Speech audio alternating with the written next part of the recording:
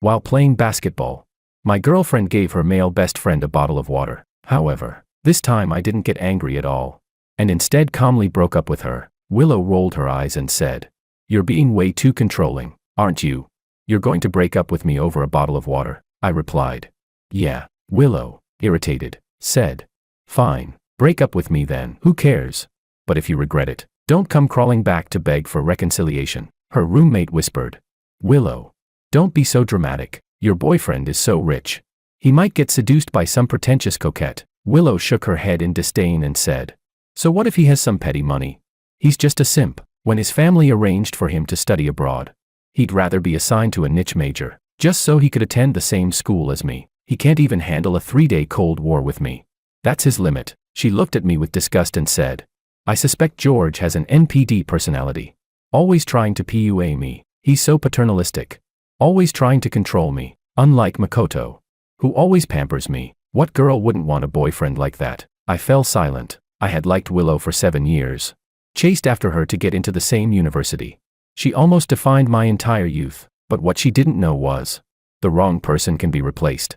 The wrong university can be swapped out. I've already completed the dropout process, and my offer from a foreign university has arrived. As for Willow, go find your new daddy.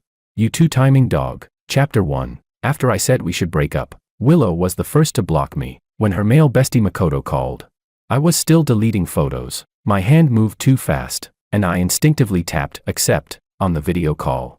A group of people were eating in a private room, lively and noisy. A girl said, "Young Master Wong has such a temper. Are you sure that after you blocked him, he'll still beg to be added back?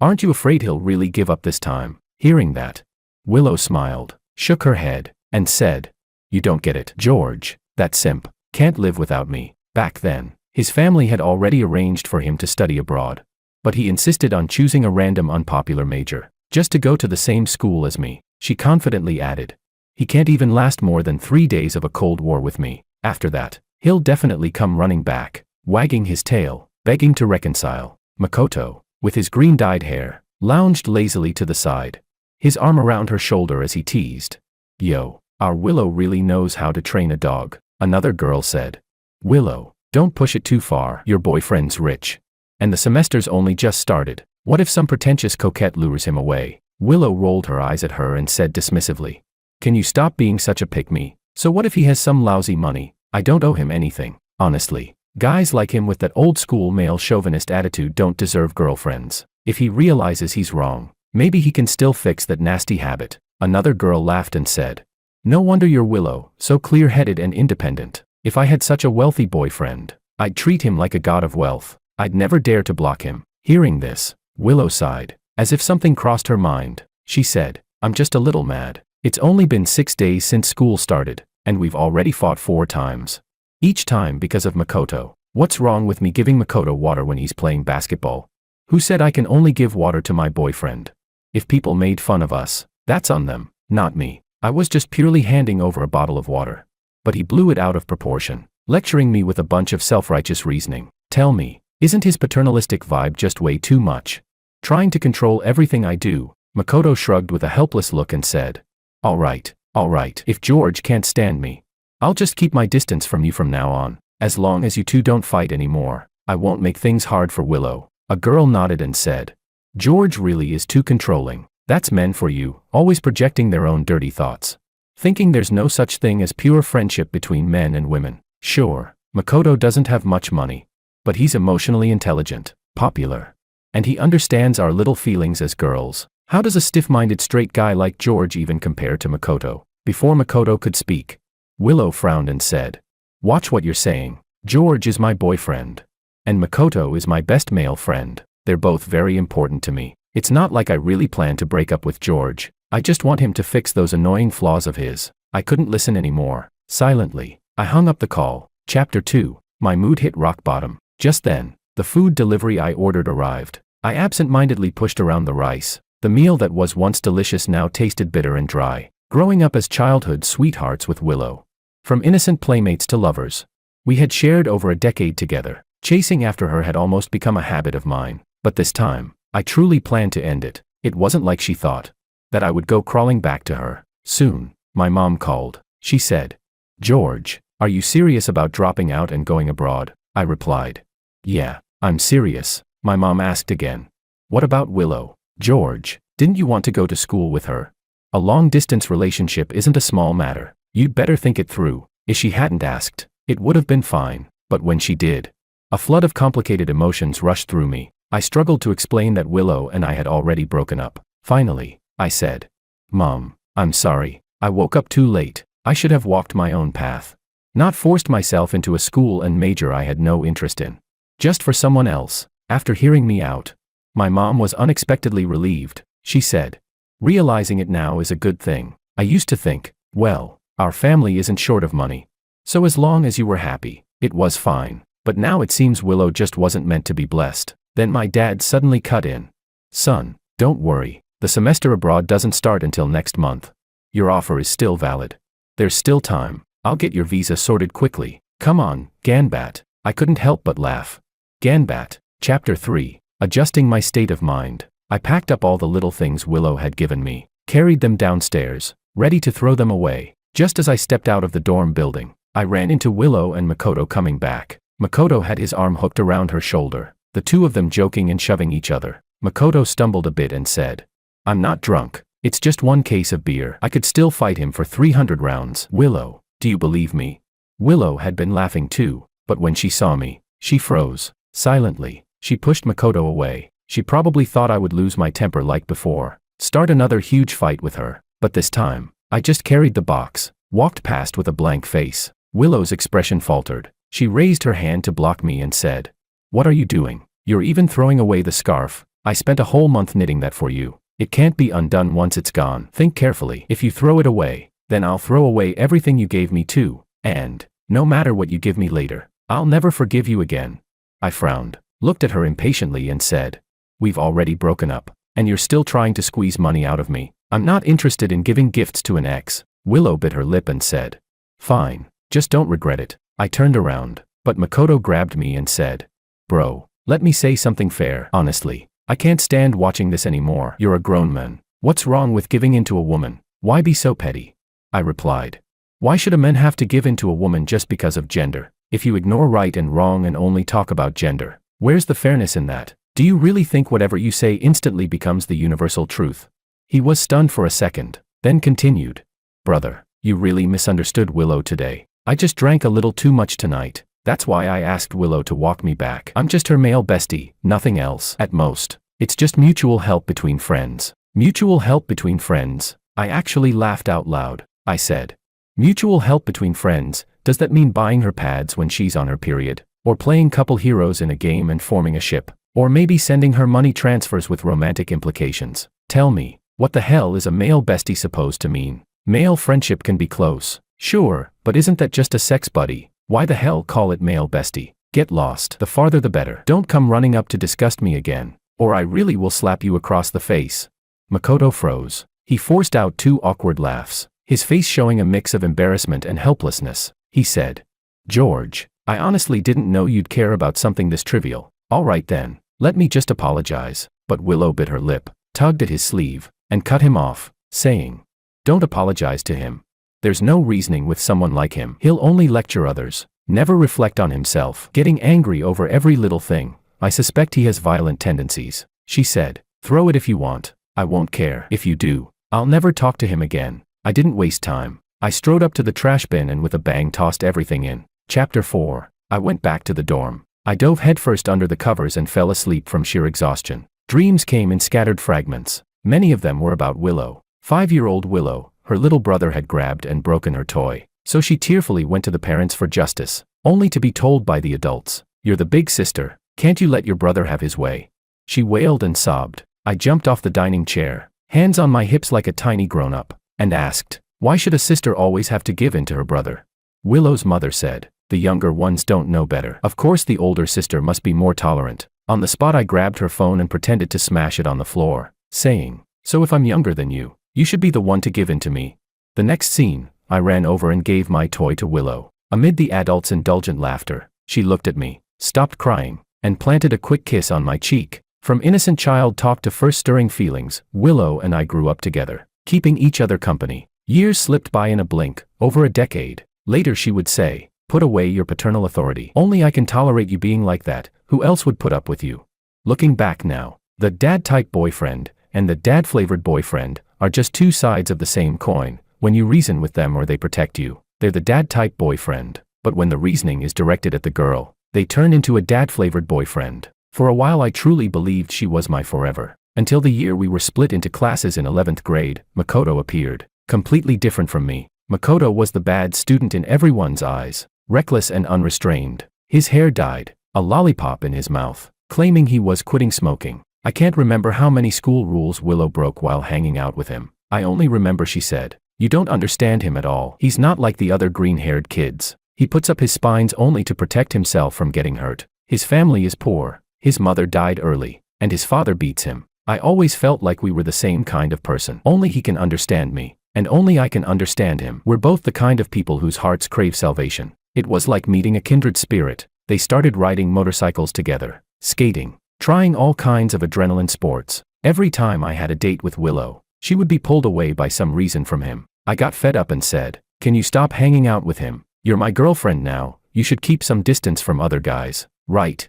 Willow pouted and, looking innocent, said, "But I want to play and you won't join me. Besides, he's just a friend. Why are you so harsh? Do you not trust me?" After that, whenever I complained, she'd flip out. She'd go off and play with Makoto until she'd had enough. Then come back acting innocent, cooing and apologizing for forgiveness. If you didn't give her a way to back down, she'd be the one to get mad and snap. What kind of attitude is that?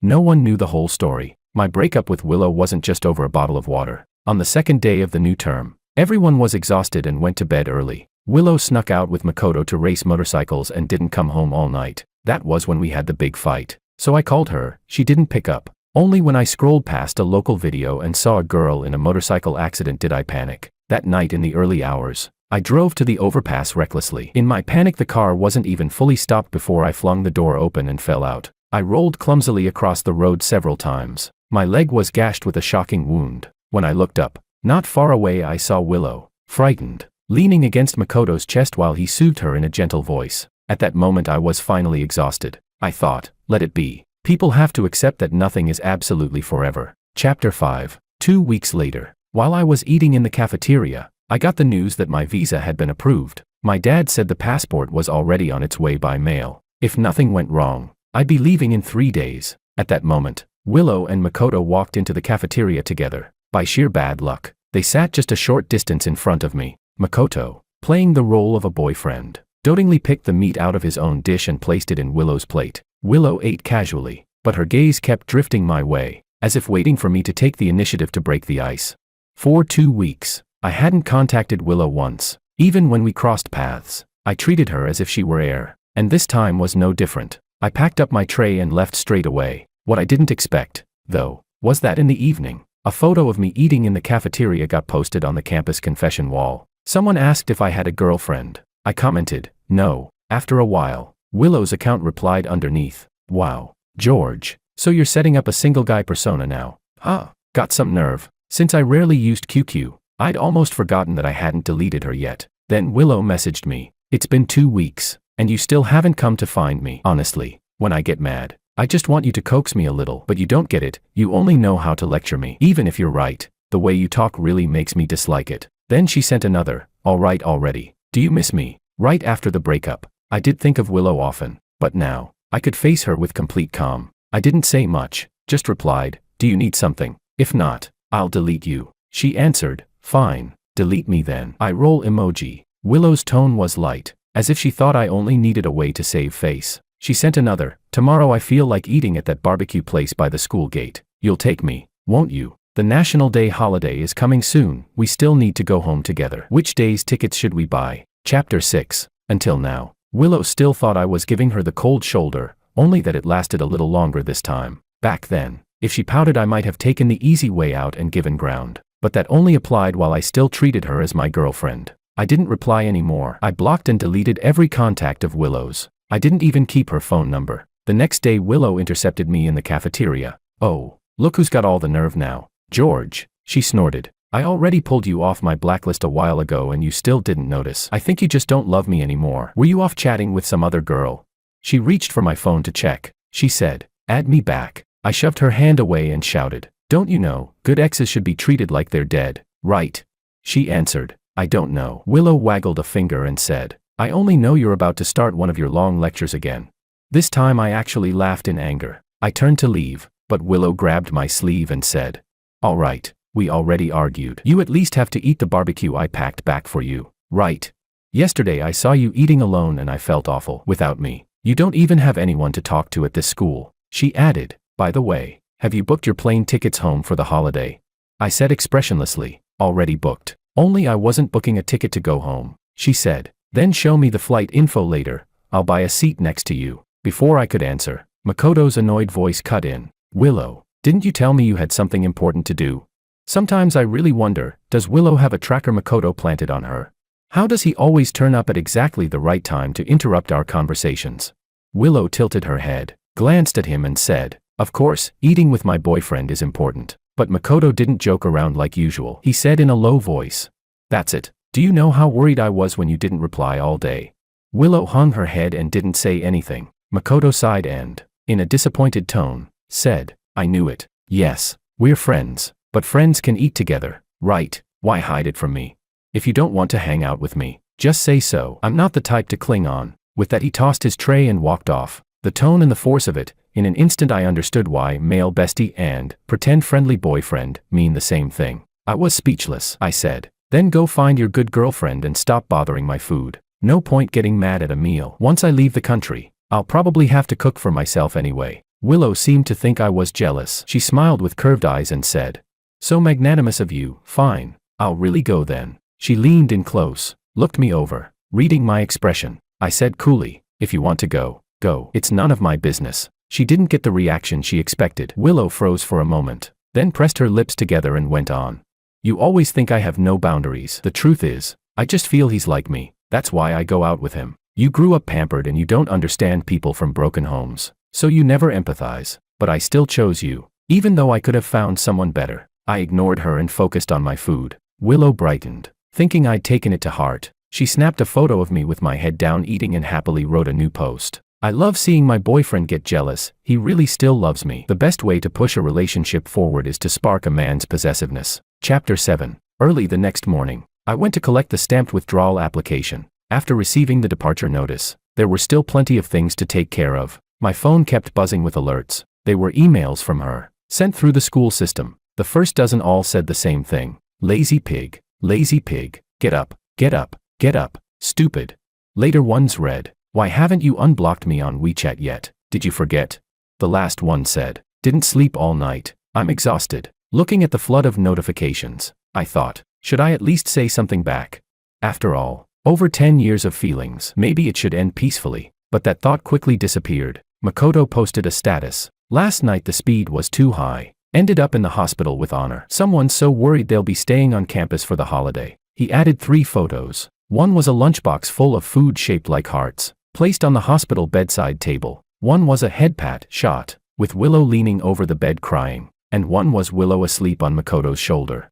So that's what she meant when she said she didn't sleep last night. Expressionless, I scrolled through the comments underneath. They were even harder to stomach. Someone wrote, not bad. Huh, feels like you two are more than just friends. Another girl commented, they're such a good-looking pair. I'm shipping this. Others chimed in, Makoto's too impressive. I heard she even applied to see university for him. Is it true? Makoto replied beneath, it's true, actually. Her grades were good enough for a better school, but that one was too far away. So she applied here with me. Then her boyfriend tagged along too, which was pretty hilarious. Someone else added, damn, Makoto's got serious game. 666. Makoto should teach a class. Only then did I realize Willow had chosen this university because of Makoto. So what was I? The clown. Apparently. I shut off my phone and went back to packing my luggage. Chapter 8. Later that day, Willow showed up as usual with her leftover cake. She said, hurry up and eat. I've got things to do after this. I came just to tell you, cancel your plane ticket. I thought about it. It's only a short holiday anyway. No need to go home. We can have fun here just the same. I want to buy a hanfu and check in at some scenic spots nearby. My bestie said the photos will turn out amazing. Seeing my expression off, Willow hesitated for a moment. She tilted her head and said, what's wrong? You think it's too expensive here? Don't want to spend? When did you get so stingy? I replied, Willow, we've already broken up. Stop coming to me. She rolled her eyes and said, Yeah, we broke up. Willow kept talking as she took the food out of the bag. She said, "You're really something. Anyway, just cancel the ticket. I'm not joking. Don't call me later asking why I didn't come back." Then she leaned in mysteriously, her gaze lingering. "I bought some new sleepwear. We've been sulking for a week already. Another 7 days apart. Aren't you afraid you'll burst?" She leaned close and gently tugged her neckline down, revealing half a bare shoulder. The next second, I expressionlessly pulled it back up for her and said, "I told you, we've already broken up. Whether it's 7 days or a year apart, it's got nothing to do with me. I don't care. Do you understand?" Willow stared at me, her face slowly fading. She bit her lip and said, "George, you think you're too good for me now? I really don't get it. What are you so mad about?" I couldn't help laughing. She bit her lip again and said, "What's with that attitude?" Her eyes welled up as she said, "It's because I've been too considerate, too understanding, that you think I'm cheap and easy to fool. You trample on me without scruples." Sure enough, a woman's heart aching for a man just dooms her for life. I laughed and said, "Not spending money on you or not going out with you is hurting you. I'd really like to know which bestie told you the photos will be amazing. You obviously stayed for Makoto. Why are you acting?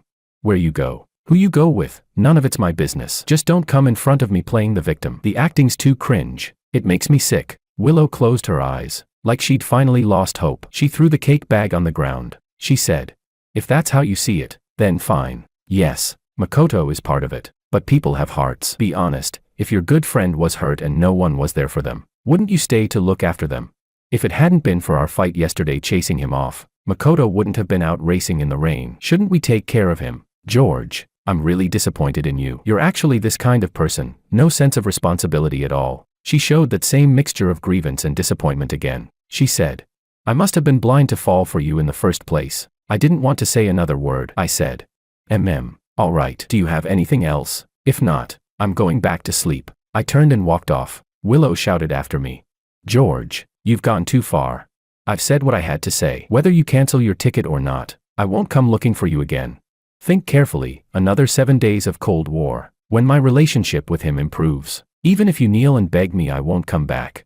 Chapter 9. Hearing her final threat, I was utterly speechless. She clearly knew what Makoto was really after. Calling him a male bestie and insisting it was pure friendship was just pretending not to understand, using the title of friend as a cover for flirting. Willow was only so bold because she believed I couldn't live without her. So she brought Makoto in as leverage, but I was leaving the country. Why would I care what she and Makoto did anymore? The next morning at 7, I called a cab to the airport. I quickly finished checking in my luggage. Before, I always had to help Willow haul her suitcases. She would stuff 2 of them to the brim, each weighing the full 23 kilos, throwing in anything and everything whether useful or not. Back then, going home always felt exhausting and troublesome, but now I realized the trouble wasn't going home. The trouble was Willow. The reason she dared to bring suitcases she couldn't lift was because she knew there'd always be someone to carry them for her. Without Willow, life was unexpectedly light. Boarding was still 20 minutes away when an unfamiliar number popped up on my phone. It was Willow, borrowing a friend's phone to call me. She said, "George, come downstairs. Let's go eat breakfast together." A new tea house opened nearby. My bestie said it's amazing. I brushed her off. "I'm not in the dorm." She asked, "Then where are you?" I replied, "The airport." Willow went silent for a moment. Then she snapped, "George, did you even listen to what I told you yesterday?"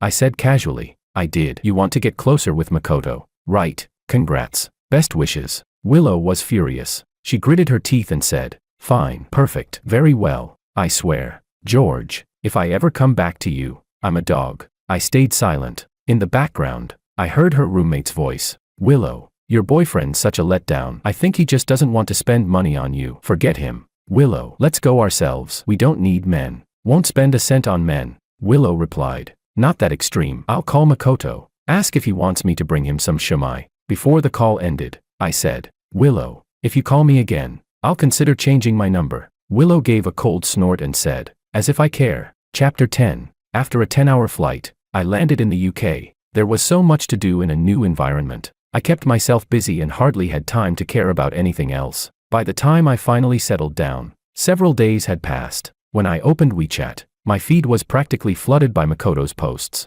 He had posted so many updates, every single one of them about Willow. As time went on, their poses in the photos grew more and more intimate. I even saw one of Willow sleeping beside Makoto, her face in profile. The caption read, "Willow dog, fell asleep stealing a patient's bed. At least you're a girl, show a little restraint." Will you? Facepalm laugh emoji. I stared at the picture for a long time. Before Northwest matter how close Willow and Makoto got. It had never been to this level. I remembered her words, when my relationship with him improves, even if you kneel and beg me, I won't come back. And suddenly, everything made sense. Under Makoto's post, a mutual friend left a doubtful comment. But wait, doesn't Willow still have a boyfriend? Isn't this inappropriate? Makoto replied, idiot. What the hell are you barking about? They broke up ages ago. Keep talking nonsense and I'll have someone deal with you. I looked at it and just smiled faintly. Then I tapped my finger and deleted Makoto. After that, I changed my phone number and every social media account, gradually blending into my new school circle. 2 weeks passed when my mom called me.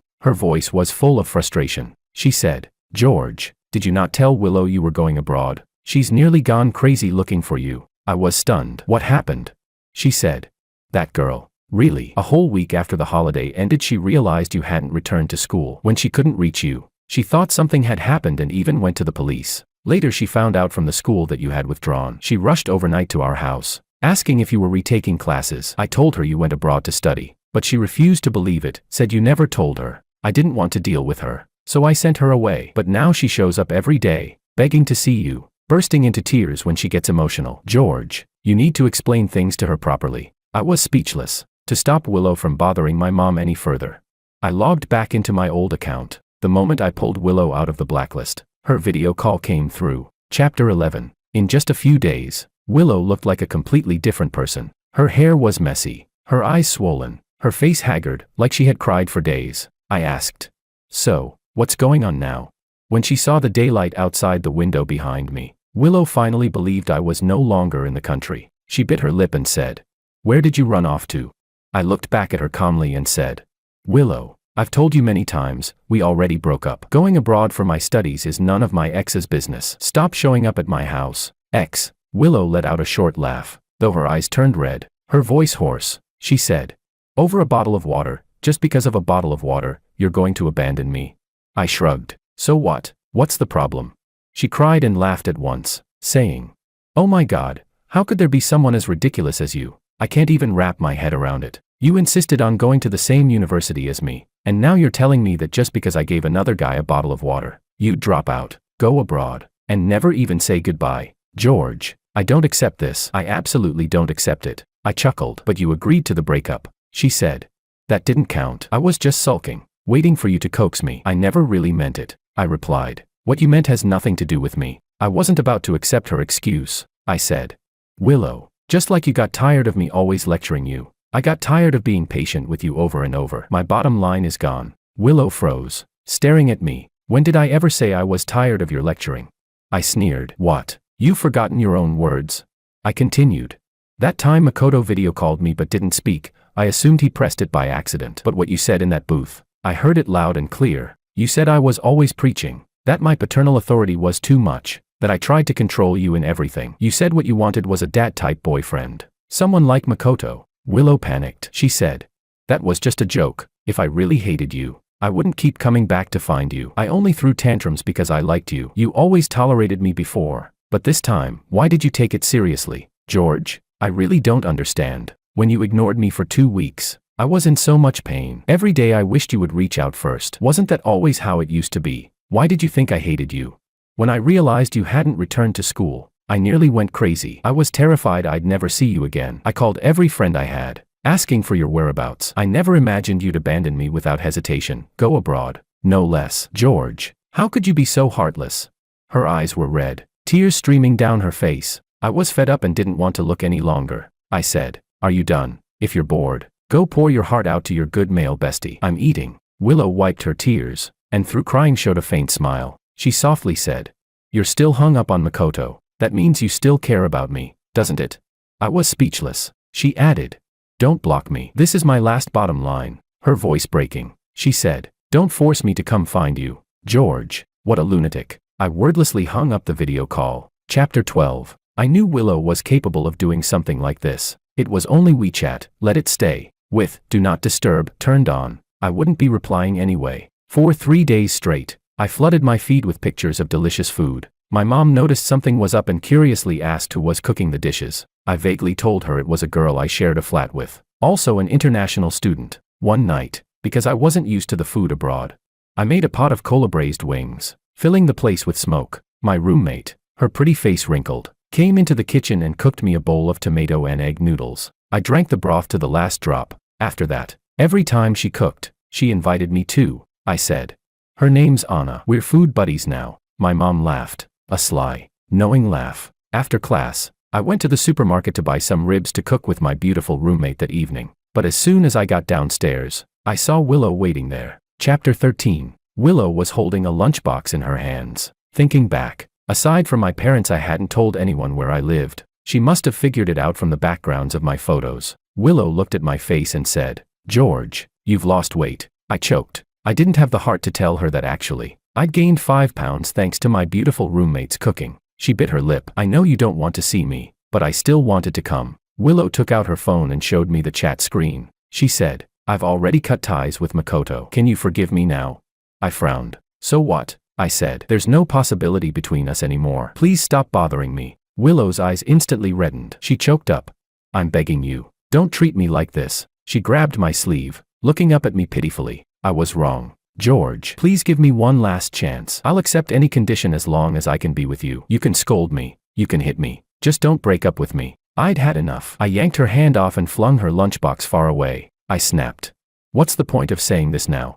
Willow, it's not that you realize you were wrong, you just realize there's no one to spend money on you anymore. You keep complaining I love to preach, that my paternal authority is too strong, but have you ever thought, I'm not your dad. I have no obligation to spend money on you. If you think I'm wrong, you can point it out. Don't, when you've got no argument. PUA me by saying men shouldn't lecture their girlfriends. That line, besides venting your emotions, what substance does it have? How is it different from me saying, as long as I think you're wrong, you must admit it? Is there any actual rule-based priority in that? No, it's just wrapping your personal preference in a moral skin to restrain the other person. You buy clothes for trips and photos, then return them for a refund. You have a boyfriend but keep things ambiguous with other guys. Shouldn't that be called out? Is that me making a fuss over nothing? You once said you wanted to go to the same university as me, begged me not to leave. Do you know how happy that made me? I wholeheartedly thought of not separating from you. That's why I chose C University for you, only to find out you chose it because of Makoto. How shameless can you be? Coax you. Not slapping you is me being merciful." Willow's pupils widened in shock. She opened her mouth, but no words came out. I continued. "That day we fought. I told myself to calm down and talk it over again, but you didn't show up. You didn't answer my calls. In the end I saw the news that a girl writer had crashed. I was worried sick. By the time I rushed over, I'd torn up my leg in the fall. And you were in Makoto's arms, sobbing." Willow shook her head, finally breaking down. "I'm sorry, George. I'm really sorry. I didn't know. I didn't hear. I was just so scared." I clung to him instinctively. She tried to move closer. My patience ran dry. With a sharp slap, I struck her across the face. Willow stood there, tears streaming, completely stunned. I laughed. "You say you didn't know, but you enjoyed the ambiguity, didn't you, male bestie? It's nothing but flirtation disguised under the label of friendship. A so-called disclaimer. Don't tell me you didn't know how outrageous his posts were. Willow, you're really shameless." I turned to leave. Willow dropped to her knees, clutching me desperately, sobbing. "I swear, I never liked him, not even a little. Those photos, those posts, they were all just to make you jealous. George, 10+ years of feelings. I can't let go. From now on, I won't have anything to do with other guys. I'll never have another male bestie. I beg you, don't break up with me. I'm begging you. Now." Willow was bawling without an ounce of dignity. No trace remained of the goddess-class beauty she once was. Forget it. Since she'd come all this way, I stood there and scolded her for over 30 minutes, until Anna, still in her apron, came down with a dark face. She puffed her cheeks angrily and said, "Dinner. If you don't come up now, there won't even be chicken bones left for you." I was in the middle of it, so I told her to take the ribs back first. Anna stared at me, baffled. "Not eating again? I made you passion fruit durian shaved ice and spicy turkey noodles with crispy fried chicken. Took me ages to prepare, and now you don't want it." I thought about it. That really wasn't fair, so I decided to go eat after all. But Willow clung to my pants, crying, "Brother, who is she?"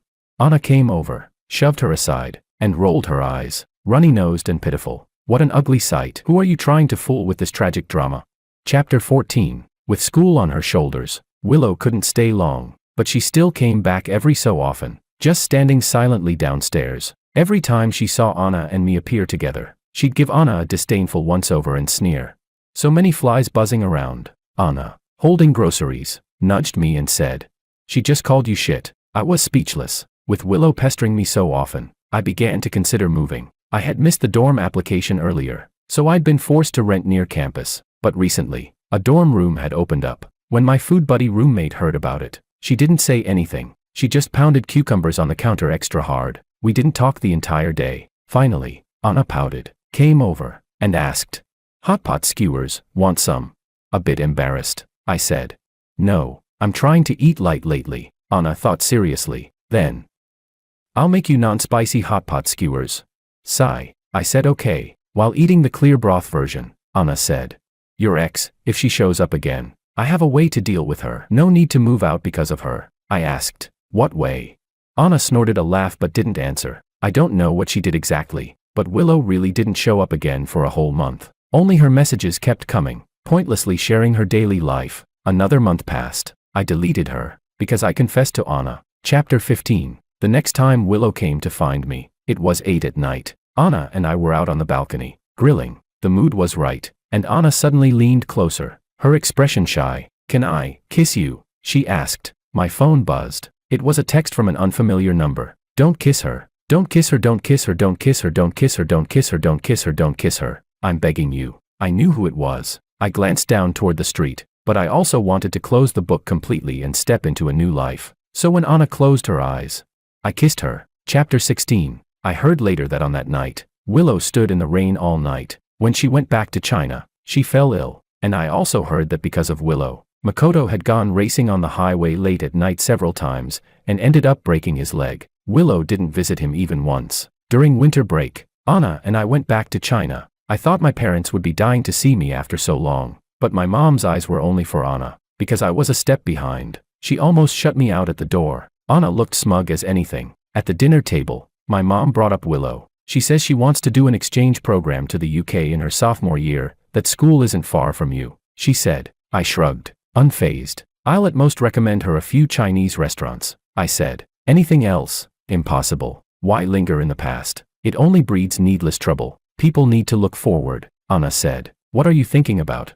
She smiled so adorably, yet whispered coldly in my ear.